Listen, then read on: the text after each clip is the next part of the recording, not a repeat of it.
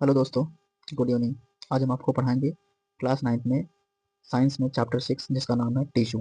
तो हम टिश्यू के बारे में आज हम डिस्कस करेंगे। तो सबसे पहले हम जान लेते हैं टिश्यू होता क्या है। टिश्यू क्या होता है? Tissue is a group of cell. जब बहुत सारे सेल आपस में कंबाइन करते हैं तो टिश्यू बनता है।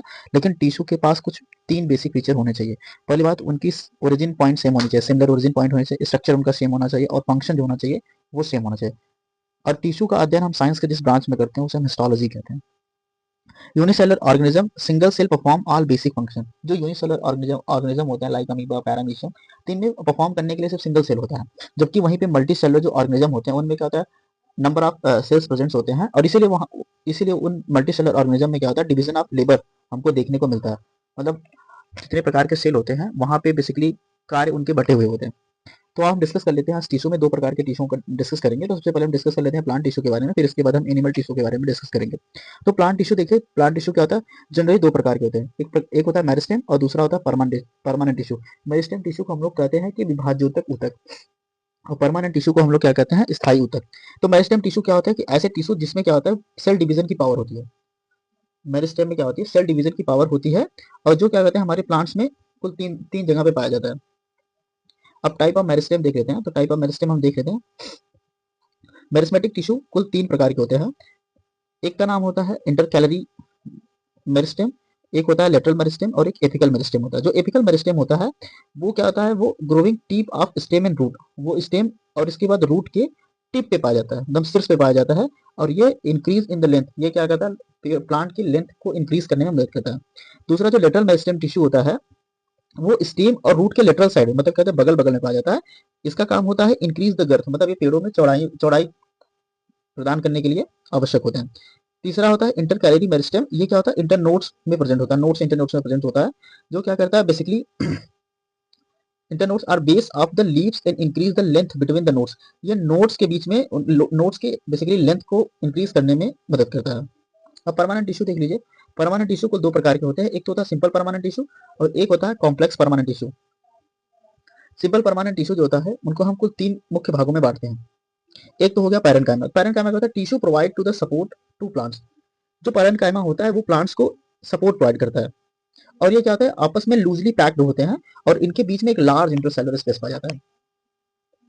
ऐसे पैरेन्काइमा जिसमें क्लोरोफिल प्रेजेंट होता है और वो फोटोसिंथेसिस में मदद करते हैं उन्हें हम क्या कहते हैं, क्लोरेन्काइमा कहते हैं। जबकि ऐसे पैरेन्काइमा जो बेसिकली ब्योंसी का फॉर्मेशन करते हैं और उसमें लार्ज अमाउंट में एयर स्पेस प्रेजेंट होता है उन्हें हम क्या कहते हैं, एरेनकाइमा कहते हैं। इसका मेन काम होता है स्टोर फूड एंड वाटर, ये फूड और वाटर को स्टोर करने का काम करता है। दूसरा हम डिस्कस कर लेते हैं पैरेन्काइमा के बाद हम कोलेनकाइमा के बारे में डिस्कस करते हैं। कोलेनकाइमा कहता है टिश्यू प्रोवाइड मैकेनिकल सपोर्ट, मतलब ये क्या है कि मैकेनिकल सपोर्ट प्रोवाइड करता है। सपोज मान लीजिए कभी यदि मान लीजिए आधी तूफान कुछ भी आया तो जो ब्रांचेस होते हैं वो ऊपर नीचे टहनियां ऊपर नीचे करते हैं, लेकिन वो टहनियां क्या होते हैं, मुख्य पेड़ से कभी अलग नहीं होती है। ये मैकेनिकल सपोर्ट प्रोवाइड करती है। थिकनेड एट द कॉर्नर्स, ये कॉर्नर्स पे थोड़ी मोटी होती हैं। Have very little intercellular space, इनके बीच में बहुत ही कम गैप होता है। It allows easy bending of various part of the plants without breaking, और ये बिना टूटे इजीली बैंड कर सकते हैं, मतलब नीचे से ऊपर ऊपर से नीचे हो सकते हैं। अब तीसरा हम डिस्कस करते हैं स्क्लेरन कायमा के बारे में। स्क्लेरन कायमा कहता है tissue make the plants hard and stiff. ये क्या करता है, ये पौधे को हार्ड बनाता है, मतलब मजबूत बनाता है। थिकनेड ड्यू टू द लिग्निन, इसमें लिग्निन प्रेजेंट होने के कारण ये थोड़ा मोटा होता है। इसके बीच में कोई भी इंटरसेलुलर स्पेस प्रेजेंट नहीं होता। Cells of this tissue are dead and commonly seen in the husk of coconut, ये जनरली डेड होते हैं। Cell of the tissue are dead and commonly seen in the husk of, जैसे इसका example के रूप में हम देख सकते हैं हस्क ऑफ कोकोनट जो होता है वो स्क्लेरन काइमा का एक अच्छा एग्जांपल माना जाता है। अब हम डिस्कस कर लेते हैं guard cells and epidermal tissue के बारे में। तो गॉड सेल्स और इपिडर्मल टिश्यू क्या होते हैं इसके बारे में डिस्कस कर लेते हैं। The tissue aids in protection and exchange of gases, ऐसे टिश्यू जो हमको प्रोटेक्शन प्रोवाइड करते हैं और गैसेस एक्सचेंज में भाग लेते हैं। Guard cells kidney shape in dicot, dicot plant में किडनी शेप होते हैं, जबकि मोनोकॉट प्लांट्स में ये बेसिकली डंबल के शेप के होते हैं। मोनोकॉट प्लांट्स में डंबल शेप होते हैं। Guard to guard the stomata, जो स्टोमेटा को सुरक्षा प्रदान करते हैं। The epidermal tissue of roots aid in absorption of water and minerals, जो इपिडर्मल टिश्यू होता है वो वाटर और मिनरल्स को एब्जॉर्ब करने में रूट की हेल्प करता है। In the epidermal tissue and desert plants have a thick waxy coating of cutin, और जो डेजर्ट में जो प्लांट्स होते हैं उसमें बेसिकली वो ठीक होते हैं और वो वैक्सी कोटिंग मतलब क्यूटिन से बने होते हैं और वैक्स नुमा एक प्रकार से कोटेंट से घिरे हुए होते हैं। और विथ वाटर प्रूफ, और वाटर प्रूफ होते हैं, मतलब न तो पानी अंदर से बाहर जाएगा ना बाहर से अंदर जाएगा। The epidermal tissue form the several layer thick cork of the bark of the tree. जैसे मतलब ये प्लांट्स में जो बार्क वाला पार्ट होता है वो क्या होता है, डिफरेंट अलग अलग या विभिन्न प्रकार के लेयर से क्या होता है, वो सेवरल लेयर से घिरा हुआ होता है। अब हम डिस्कस कर लेते हैं कॉम्प्लेक्स परमानेंट टिश्यू के बारे में। कॉम्प्लेक्स परमानेंट टिश्यू भी अपने आप में दो प्रकार का होता है, एक तो होता है जाइलम और एक होता है फ्लोएम। तो हम डिस्कस कर लेते हैं पहले कि कॉम्प्लेक्स परमानेंट टिश्यू होता क्या है। The complex tissue are made up of more than one type of cells. जो कॉम्प्लेक्स टिश्यू होता है वो एक ही प्रकार के सेल से मिलकर बना होता है।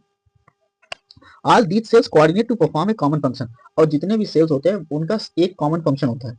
दे आर सब डिवाइड, ये दो मुख्य भागों में बटे होते हैं, एक जिसका नाम जाइलम एंड सेकंड होता है फ्लोएम। जाइलम क्या होता है, it consist of tracheids, vessels, xylem parenchyma and xylem fibre. ये जाइलम जो होता है वो basically tracheids, vessels, xylem parenchyma और जाइलम फाइबर से मिलकर बना होता है। The cells have thick walls, और ये जिनकी जो सेल्स होती है वो बहुत थोड़ा मोटी होती है। इनका मेन फंक्शन होता है ये वाटर को और मिनरल को ऊपर से नीचे पहुंचाने में हेल्प करते हैं। जो फ्लोएम होता है वो basically sieve tube companion cells phloem parenchyma और फ्लोएम फाइबर से मिलकर बनी होती है, और इनका मेन काम होता है transport food material to the other part of the plant. इनका मेन काम होता है लीफ से जो भोजन बनता है उसको पूरे ऑल ओवर द प्लांट में ट्रेवल कराना। अब हम एक बार थोड़ा सा ओवरव्यू देख लेते हैं प्लांट टिश्यू के बारे में तेजी से। थोड़ा कंफ्यूजन पोर्शन होता है प्लांट टिश्यू का। प्लांट टिश्यू अपने आप में दो मुख्य भागों में बटा होता है, जिसका नाम होता है एक मेरिस्मेटिक टिश्यू होता है, एक परमानेंट टिश्यू होता है। मेरिस्मेटिक टिश्यू कहता है तीन मुख्य भागों में बटा होता है। एक का नाम होता है एपिकल मेरिस्टेम टिश्यू, दूसरा होता है इंटरकैलरी मेरिस्टेम टिश्यू, तीसरा होता है लेटरल मेरिस्टेम टिश्यू। और परमानेंट टिश्यू होता है दो मुख्य भागों में बटा होता है, एक सिंपल परमानेंट टिश्यू, एक कॉम्प्लेक्स परमानेंट टिश्यू। और जो सिंपल परमानेंट टिश्यू होता है वो तीन मुख्य भागों में बटा होता है, पैरेन्काइमा, कोलेनकाइमा एंड स्क्लेरेनकाइमा। जबकि कॉम्प्लेक्स परमानेंट टिश्यू दो मुख्य भागों में बटा होता है, एक तो जाइलम, एक होता है फ्लोएम। थैंक यू दोस्तों। अब हम डिस्कस करेंगे दोस्तों एनिमल टिश्यू के बारे में। तो प्लांट टिश्यू के बारे में हमने पूरा ओवरव्यू देख लिया है। अब हम एनिमल टिश्यू अपने नेक्स्ट सेशन की तरफ बढ़ेंगे एनिमल टिश्यू के बारे में डिस्कस करने के लिए। तो एनिमल टिश्यू में बेसिकली हम कुल 4 मेन टिश्यू के बारे में डिस्कस करेंगे, जिसका नाम है epithelial tissue, connective tissue, muscular tissue और नर्वस टिश्यू के बारे में डिस्कस करेंगे। तो हम अपना डिस्कशन स्टार्ट करते हैं एपिथेलियल टिश्यू से। एपिथेलियल टिश्यू क्या होता है, it is a protective covering forming a continuous sheet. ये एपिथेलियल टिश्यू जो होता है वो हमारे लिए प्रोटेक्शन का काम करता है, और इसकी एक कॉन्टिन्यूअस शीट होती है, मतलब ये शीट कहीं ब्रेक नहीं होती, वो लगातार कॉन्टिन्यूअस फॉर्म में बनी होती है। जो सिंपल एपिथेलियम टिश्यू होता है is the one which is extremely thin in one layer. जो सिंपल एपिथेलियम टिश्यू होता है वो एक ही लेयर में और एक ही लेयर में होता है। whereas stratified epithelium tissue are arranged in a pattern of layer। और जबकि जो stratified epithelium tissue होता है वो लेयर बाय लेयर होता है, मतलब एक के बाद एक स्तर पे होता है वो।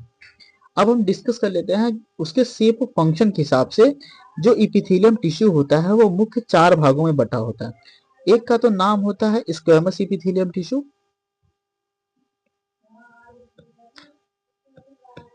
एक का तो नाम होता है स्क्वेमस इपिथेलियम टिश्यू, दूसरा क्यूबॉइडल इपिथेलियम टिश्यू, तीसरा कॉलुमिनर इपिथेलियम टिश्यू और चौथा है glandular epithelium tissue.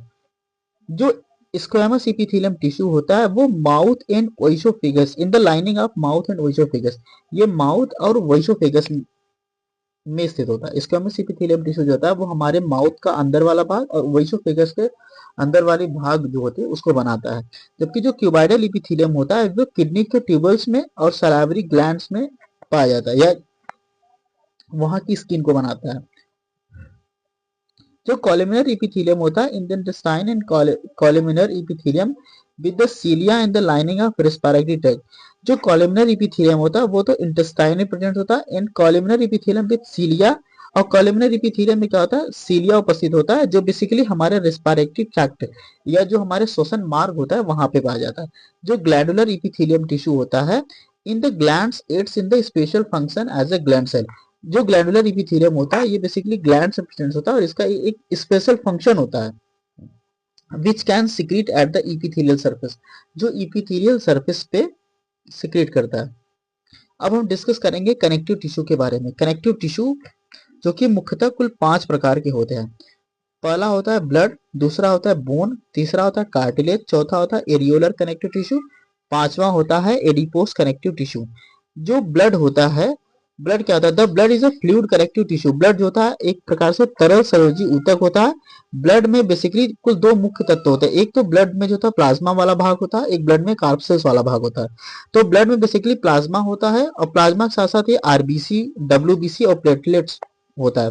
Blood plasma contain protein, जो ब्लड प्लाज्मा होता है उसमें प्रोटीन, साल्ट और हार्मोन्स प्रेजेंट होते हैं जो कि blood flow and transport gases, blood का मेन मुख्य काम होता है वो गैस को ट्रांसपोर्ट करता है, भोजन को पचाने में सहायता प्रदान करता है, हार्मोन्स एंड वेस्ट मटेरियल्स, और इसमें हार्मोन्स प्रेजेंट होता है और वेस्ट मटेरियल को क्या करता है, ट्रेवल करता है। जो बोन्स होते हैं, बोन्स भी एक प्रकार का कनेक्टिव टिश्यू होता है जो बेसिकली हार्ड मैट्रिक्स से मिलकर बना होता है और compose of calcium and phosphorus. इसमें बेसिकली जो बोन होता है वो कैल्शियम और फास्फोरस से मिलकर बना होता है। A bone is connected by another bone with another connective tissue called ligament. जब एक बोन दूसरे बोन से कनेक्ट होता है तो उसे हम क्या कहते हैं, लिगामेंट कहते हैं। जबकि a bone is connected by muscles, यदि एक बोन जो होता है वो मसल से यदि कनेक्टेड होता है तो उसे हम लोग टेंडन कहते हैं। जब बोन बोन से कनेक्ट होगा तो उसे हम क्या कहेंगे, लिगामेंट कहेंगे। जब बोन मसल से डायरेक्ट कनेक्ट होगा तो उसे हम टेंडन कहेंगे। कार्टिलेज क्या होता है, cartilage is a connective tissue, cartilage भी एक प्रकार का कनेक्टिव टिश्यू होता है with solid matrix compose of protein and sugar. ये प्रोटीन और शुगर से मिलकर बना होगा। It is commonly seen in knows, ये हमारे नोज के अपर वाले भाग में, ईयर में पाया जाएगा, और इसके बाद ट्रेकिया जो हमारे श्वसन मार्ग होता है वहां पे पाया जाएगा, एंड लैरिक्स जो हमारे साउंड बॉक्स होती है वहां पे प्रेजेंट होगा। एरियोलर कनेक्टिव टिश्यू बेसिकली क्या कहता है, it is found between the skin and muscles. जो एरियोलर कनेक्टिव टिश्यू होगा ये हमारे स्किन में और हमारे मसल्स में प्रेजेंट होगा, अराउंड द ब्लड वेसल्स के चारों तरफ। इट सपोर्ट, इसका मुख्य काम होता है ये इंटरनल ऑर्गन्स को रिपेयर करने का काम करता है। इंटरनल ऑर्गन्स में जो टिश्यू होते हैं बेसिकली उनको रिपेयर करने का काम कौन करता है, एरियोलर कनेक्टिव टिश्यू करता है। अब एडिपोज कनेक्टिव टिश्यू क्या होता है, it is filled with fat globules for the storage of fat. इसका मेन मुख्य काम होता है हमारे शरीर को बेसिकली एक प्रकार से शरीर में जो हीट होता है उसको मेंटेन करने का काम होता है, और ये बेसिकली फैट को स्टोर करता है। इट एक्ट एज इंसुलेटर, ये इंसुलेटर काम करता है, ना तो हीट अंदर से बाहर जाएगी ना बाहर से अंदर जाएगी। अब हम लोग डिस्कस करेंगे मस्कुलर टिश्यू के बारे में, जो तीसरा मुख्य टिश्यू था। पहले हमने डिस्कस कर लिया एपिथेलियल टिश्यू के बारे में, दूसरा हमने डिस्कस कर लिया कनेक्टिव टिश्यू के बारे में। अब हम तीसरी बार डिस्कस करेंगे मस्कुलर टिश्यू के बारे में। जो मस्कुलर टिश्यू होता है, they have special contractile proteins responsible for movement. देखो मस्कुलर टिश्यू नाम से स्पष्ट हो रहा है कि ऐसे टिश्यू जो हमारे मसल्स में पाए जाते हैं और जिसका मेन मुख्य काम होता है हमको मूवमेंट प्रदान करना, मतलब मूवमेंट में हेल्प करना। ये बेसिकली कुल 3 प्रकार के होते हैं, एक तो स्ट्रिएटेड मसल्स, एक अनस्ट्रिएटेड मसल्स होता है और एक कार्डियक मसल्स होता है। जो स्ट्रिएटेड मसल्स होता है वो सिलेंड्रिकल होता है, मतलब सिलेंडर शंकु के आकार का होता है। अनब्रांच मतलब उसमें कोई भी ब्रांच नहीं पाया जाता, और इसमें मल्टी न्यूक्लियर, इसमें एक से अधिक केंद्रक पाया जाता है। They have dark bandage and light bandage. ये दो मुख्य भागों में बटे होते हैं, एक तो डार्क बैंडेज होता है और एक लाइट बैंडेज होता है। सपोज दैट मान लीजिए यदि ये एक सिलेंड्रिकल ये स्ट्रिएटेड मसल्स है, तो स्ट्रिएटेड मसल्स का एक भाग लाइट बैंडेज के रूप में उपस्थित होगा और एक डार्क बैंडेज के रूप में उपस्थित होगा, और ये अनब्रांच्ड होगा, इसमें बहुत सारे न्यूक्लियस प्रेजेंट होंगे, मल्टी न्यूक्लियस होंगे। और जो अनस्ट्रिएटेड मसल्स होता है they are commonly called as smooth muscles, हम लोग इसे चिकनी पेशियों के रूप में भी जानते हैं। हैविंग नो स्ट्रिएशन, इसमें कोई भी मतलब इसमें कोई भी रेखा या कुछ भी कोई जो धारा रेखा जो होगा वो प्रेजेंट नहीं होगा, न तो ये तो डार्क बैंड के रूप में उपस्थित होगा और न ही लाइट बैंड के रूप में उपस्थित होगा। Commonly found in alimentary canal, ये हमारे आहार नाल में उपस्थित होगा। यूटेरस मतलब गर्भाशय में उपस्थित होगा। आइरिस ऑफ एन आई, और आंखों में के जो आइरिस होता है वहां पे उपस्थित होगा। They are spindle shape, spindle shape मतलब एक प्रकार से जैसे वो जो रस्सियों का जो पूरा बंडल होता है उसी एक प्रकार से स्पाइंडल शेप्ड होता है, और इनवॉलेंट्री नेचर, और ये नेचर में अनैच्छिक होते हैं, मतलब आपकी इच्छाएं इन पे काम नहीं करेंगी। आप सोचोगे मैंने रोक सकूं तो ये रोक नहीं सकते, जैसे हम लोग हार्ट बीट को नहीं रोक पाते वैसे ही इनवॉलेंट्री एक्शन होते हैं, इनको भी हम नहीं रोक सकते। जो कार्डियक मसल्स होता है they are commonly called as heart muscles, हम लोग इन्हें हार्ट मसल्स के नाम से जानते हैं। और ये क्या होते हैं, सिलेंड्रिकल होते हैं, सिलेंड्रिकल होते हैं, ब्रांच्ड होते हैं और एक यूनिन्यूक्लिएट होते हैं। मतलब देखो ये सिलेंड्रिकल होंगे, इसमें ब्रांच पाए जाएंगी, और ये यूनिन्यूक्लिएट मतलब इसमें सिर्फ सिंगल न्यूक्लियस प्रेजेंट होगा। और ये नेचर में कैसे होंगे, इनवॉलेंट्री मतलब इनको भी आप अपने इच्छा से रोक नहीं सकते। अब हम लोग लास्ट टिश्यू के बारे में डिस्कस करेंगे जिनका नाम है नर्वस टिश्यू। तो नर्वस टिश्यू बेसिकली देखो, नर्वस टिश्यू बेसिकली क्या होता है, ये न्यूरॉन से मिलके बने होते हैं और इनका मेन काम होता है ट्रांसफर ऑफ इंफॉर्मेशन। ये हमारे बॉडी में इंफॉर्मेशन को ट्रेवल कराते हैं, बस इनका मुख्य काम यही होता है। The tissue respond to stimuli the brain, spinal cord in nerves are compose of nervous tissue और न्यूरॉन। देखो जो नर्वस टिश्यू होंगे ना ये हमारे ब्रेन में प्रेजेंट होंगे, ये हमारे ब्रेन में प्रेजेंट होंगे, हमारे स्पाइनल कॉर्ड में प्रेजेंट होंगे। And nerves are compose of nervous tissue. अब जब बहुत सारे नर्वस आपस में क्या रहे कंपोज होंगे तो वो नर्वस टिश्यू का फॉर्मेशन करेंगे, जिसे हम लोग न्यूरॉन के नाम से भी जानते हैं।